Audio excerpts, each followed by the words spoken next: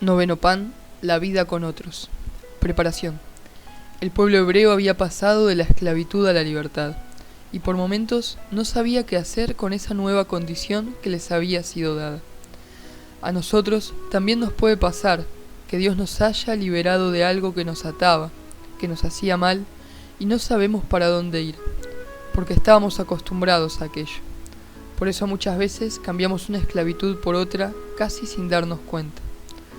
Moisés estaba casado y tenía 2 hijos, cuando Dios lo llama a liberar a su pueblo. Y es en el camino del desierto que la familia se reencuentra.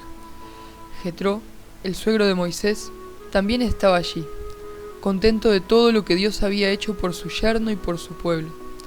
Es él quien le aconseja que nombre jueces que lo ayuden a impartir la justicia a los hombres, porque hasta entonces Moisés cargaba solo con este peso.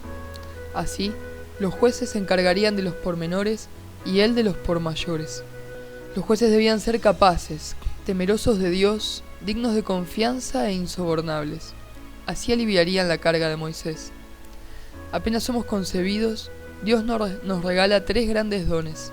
El primero es la vida misma, el segundo la libertad, y el tercero el discernimiento para saber qué hacer con los 2 primeros. Es decir que vida, libertad y responsabilidad van de la mano.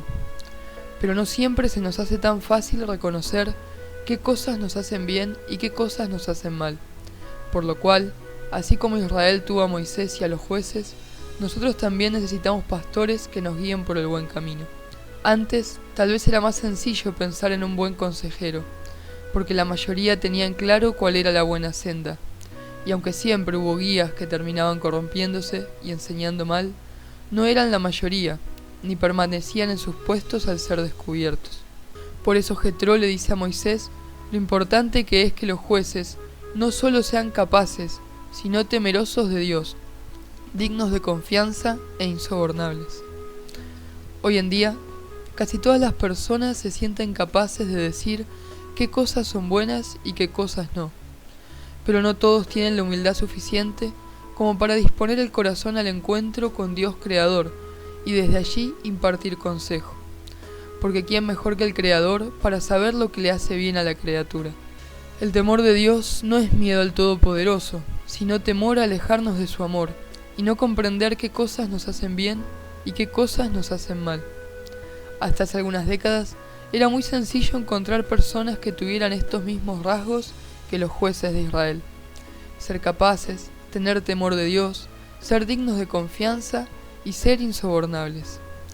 Estos jueces cercanos eran nuestros padres y abuelos, nuestros profesores, algunos parientes de confianza, catequistas, sacerdotes e inclusive trabajadores de la medicina, de la seguridad y de distintos ámbitos. Era una época en la cual todos tirábamos para el mismo lado, el bien común. Por supuesto, había corazones heridos que a sabiendas de sus fragilidades nos enseñaban a no terminar igual de lastimados que ellos. Nos aconsejaban, a pesar de que a ellos les costara salir adelante. Y obviamente también había otros corazones heridos que sin hacer nada por sanar, terminaban por lastimar a otros. Sin embargo, la mayoría tenía un horizonte claro. Sabíamos qué cosas nos hacían bien y cuáles nos hacían mal. Y si alguien enseñaba desde su lugar algo malo, entonces era sancionado. Hoy lo que cambió es que casi nadie tiene temor de alejarse de Dios y perder el camino. Sin este rasgo, todos los demás se licúan, porque nos sentimos muy capaces para decidir qué es bueno y qué es malo, pero no escuchamos a Dios, que es el cimiento, el bien en sí mismo.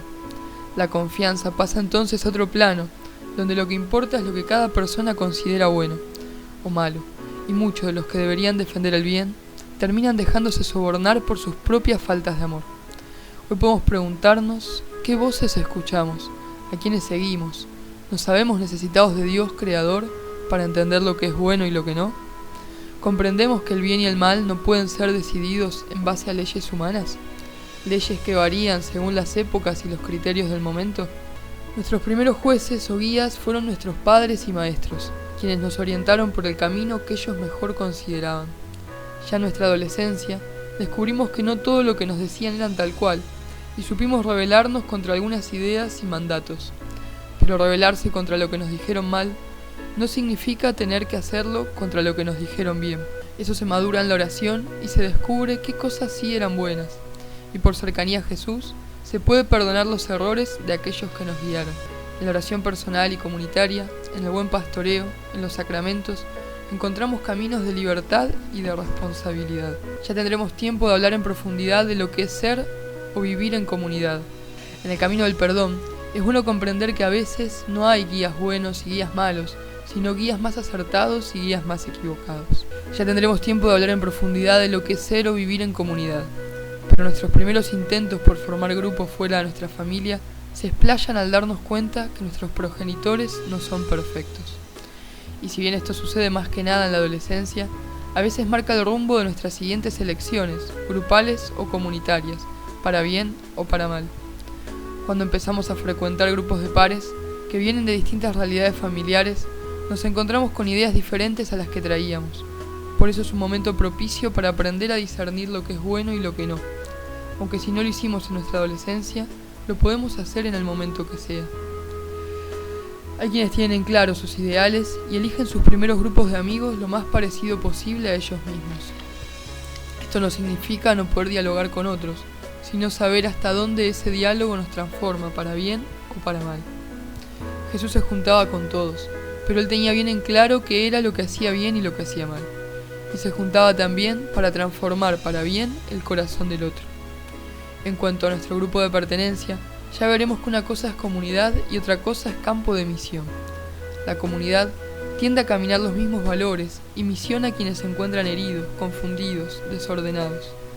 Esto no es en base a que la comunidad se crea perfecta o jueza de los otros, sino en base al encuentro con Dios Creador, quien revela lo que es bueno o lo que es malo para el hombre. Pero nuestros primeros grupos de amigos no siempre son tan cercanos en valores, aunque tendamos a juntarnos con lo que conocemos por bueno. Así, cambiamos a nuestros guías de origen por nuestros amigos, dentro de los cuales siempre alguno sobresale como líder. Y muchas veces nos cegamos a sus criterios, como antes lo habíamos hecho con los criterios con los que fuimos formados. El hecho de que nuestros guías de origen nos hayan decepcionado hace que cuando realmente es necesaria su protección, no sepamos si creerles o no. Esto pasa mucho cuando fuimos sobreprotegidos, como en el cuento del pastor mentiroso. Nos hablaron de tantos lobos que cuando hubo lobos de verdad no les creímos. Y cuando ya no creemos en nuestros guías, en los valores que nos enseñaron, estamos un poco a la merced de lo que otras voces dicen. Por eso insisto en que es bueno ponerse en oración y aprender a discernir lo que hace bien de lo que hace mal. Cuando empezamos la vida social, en algunos casos, sigue pasando aún siendo adultos. Lo primero que otros pueden llegar a querer que cambiemos es la mirada auténtica sobre las cosas. Pero no solo los amigos, sino también guías que se dejaron corromper. Adultos que hicieron el camino previo a nosotros, pero que no se dejaron alcanzar por el bien, sino que eligieron a su gusto y enseñaron lo que eligieron. Ya lo habíamos hablado en cartas anteriores, pero el lema "no me juzgues" sale acá a la luz para detener el criterio de discernimiento sobre una situación. Imaginemos que un ladrón nos apunta con un arma, nos roba y de pasada nos dice "no me juzgues". Si no nos detuviéramos a pensar unos segundos, nos sentiríamos culpables de que nos estén robando. La mirada auténtica sobre la situación es clara. Robar es malo. Podemos ser misericordiosos con el ladrón, perdonarlo, entender su historia y hasta en un futuro querer ayudarlo, pero lo que nos está haciendo no está bien. Suena muy obvio hablando de robos, de abusos, de asesinatos, pero a veces pareciera dudoso si esto mismo lo aplicáramos a otras propuestas que se nos hacen casi cotidianamente. Y si dudamos de nuestros guías de origen y no tenemos discernimiento sobre lo bueno y lo malo, entonces podemos caer en cualquier trampa y encima sentirnos culpables. En cierta medida, que el que nos daña nos haga sentir culpable es siempre una forma de abuso sobre nuestra persona. Además, si no tenemos un buen juicio sobre los actos buenos y malos, podemos caer nosotros también en faltas de amor sobre los demás. El lema que nos propone el viejo mundo entonces es: haz lo que quieras porque hagas lo que hagas, nadie te puede juzgar. Antes, las familias, la escuela y la iglesia tenían una misma voz. Una voz que enseñaba valores de vida, aun cuando los colegios fueran públicos. Ellos eran los guías que acompañaban a las nuevas generaciones en formación. Pero con el tiempo se intentó desintegrar a la familia, reformar lo que la escuela enseñaba, y hasta dentro de la iglesia surgieron voces confusas. una confusión que nace de no escuchar a aquel que creó todas las cosas y sabe cuáles nos hacen bien y cuáles nos hacen mal. Es en nuestra adolescencia que empieza una manera de ver la vida que debería madurar a tiempo para entrar con todo a la vida adulta. Estoy hablando de vivir como si fuésemos parte de una telenovela, donde hay compañeros que son villanos, otros héroes y por supuesto hay una doncella en apuro. O bien, habrá mujeres que se pongan en heroínas o doncellas, según lo vean. Ahora bien, esta suerte de novela, que pega muy bien en la tele, aún mostrando a personajes adultos, no nos debe llevar a actuar de la misma forma en la vida real, porque estaríamos viviendo una fantasía, una ilusión. Como primicia, y de las buenas, este tipo de situaciones que comienzan en la adolescencia nos pueden poner de cara a una verdad: ser los protagonistas de nuestra propia historia. Porque si hay algo que Dios quiere, es que contemos con su ayuda para protagonizar nuestra propia vida. En las novelas hay personajes secundarios, que muchas veces no evolucionan demasiado, pero en la vida todos tenemos un rol protagónico. Así, somos llamados a tomar las riendas de nuestra vida y echarnos a andar, siendo nosotros mismos, cada uno siendo quien es, y cuanto más nos asemejamos a Jesús, más nosotros mismos podemos ser, porque Jesús es el único que no busca cambiarnos lo bueno, sino potenciarlo. Jesús no nos pide que usemos tal perfume, que nos peinemos de tal modo, que mejora aquel shampoo, no. Jesús potencia lo bueno que hay en nosotros mismos. Y una característica que sería buena que nos acompañe como cristianos es la de dialogar con otros que no piensan como nosotros, sin dejarnos transformar en lo profundo. A veces, el adolescente, cuando no algunos adultos, se vuelve como el otro por tener su amistad. Se hace dark para amigarse con los darks, cumbiero para agradarles, fuma para entrar en confianza, o consume, que es aún peor. Jesús dialogaba con todos, pero no dejaba de ser él. A los que andaban desorientados les hablaba para ayudarlos a cambiar de modo de vida, pero no se volvía como ellos. Y como protagonistas de nuestra propia historia, tenemos que tener la certeza que, mientras caminemos de la mano de Dios, vamos a salir airosos de toda situación. Tal vez no como lo soñamos humanamente, pero sí airosos. Así, el camino del desierto lo hacemos como Israel, con guías y amigos, pastores y hermanos, y a lo largo del camino vamos reviendo y eligiendo hasta encontrar finalmente nuestra comunidad de vida, y amén de nuestros acompañantes, teniendo como a Jesús como buen pastor. Aunque algunas veces hayamos desechado los consejos de nuestros guías de origen, sus voces siguen resonando en nuestro interior, para bien o para mal, y lleva un proceso largo aprender a tomar lo bueno de aquellos consejos y apartarnos de lo que nacía de sus miedos. Dentro de nuestros grupos de amigos, también hay voces cantantes que parecen querer aconsejarnos, a veces para bien y otras no tanto, sobre todo cuando recién empezamos a formar grupos o cuando nunca supimos tener un grupo sólido. Ante todo, habrá que aprender a escuchar cada día más la voz de Dios, que nos habla en la oración, que nos habla en la palabra y por supuesto nos habla a través de otros. Pero es importante pedirle a Él el don de discernimiento, para saber oír su voz en medio de tantas otras voces. Y para esto, es bueno hacer silencio, apartarse un rato de los ruidos del mundo y prestar atención con el corazón a la voz del Padre.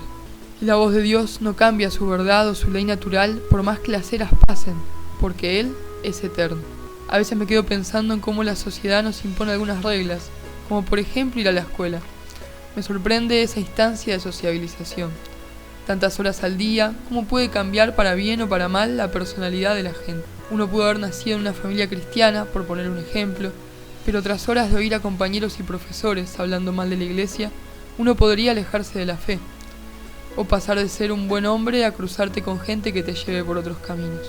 He visto tantos chicos buenos alejarse de los valores por sumarse a la ola, chicas que quizás jamás se hubieran decidido abortar, pero muchos profesores le aseguraron que en su vientre no había vida humana. Tanto dolor y miseria, tanta mentira en un lugar donde se debería educar, tantos guías corrompidos que no acompañan a sus hijos del corazón. No todos los guías nos enseñan mal, ni en nuestra casa ni en el colegio. Sí, hay bajadas de líneas que repercuten en el sistema educativo a pesar de padres, educadores y alumnos.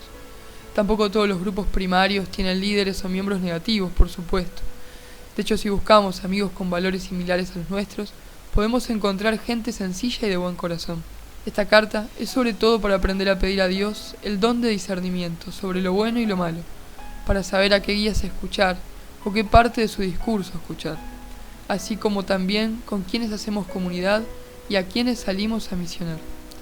Y en este discernimiento, poder decir que sí a lo bueno y que no a lo malo, aun cuando nuestro grupo esté conformado por buena gente, saber mantenernos en nuestra identidad y en lo que Dios nos propone. Es decir, que dentro de nuestras imperfecciones personales y comunitarias, podemos tender cada día a la santidad, manteniendo el rumbo de nuestra vida. Animémonos a buscar entonces guías que tengan discernimiento pastoral y hermanos que vivan nuestra fe, para poder hacer juntos una vida más plena, construyendo entre todos el reino de los cielos en la tierra. Que así sea.